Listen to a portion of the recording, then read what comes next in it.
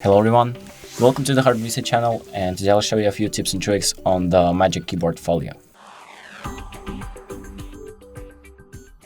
So the first thing I'm going to show you is if you open up settings, and then we go to general and select keyboard, then select hardware keyboard, you have this modifier keys option. So if you click on that, you can change the actions that these keys right here perform. So we can change, for example, the caps lock key to be the globe key. So let me just demonstrate that.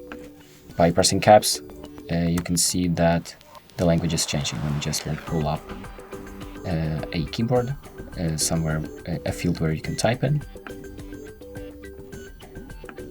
like that.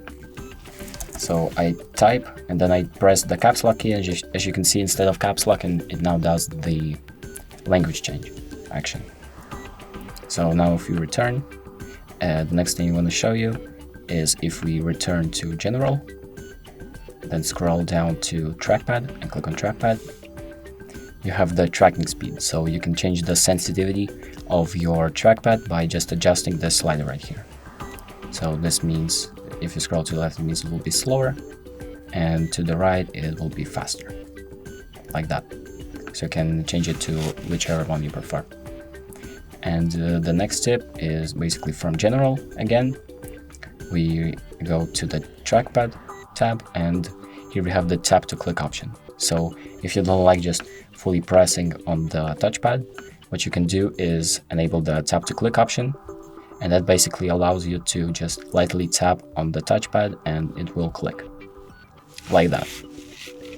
And the next thing I want to show you is how to see all of the shortcuts on the keyboard. So you can hold the globe key right here, and it will pop up with all of the shortcuts that you can perform. For example, I can call up Siri pressing the globe key and S, like that, or I can do any other shortcut that's in here.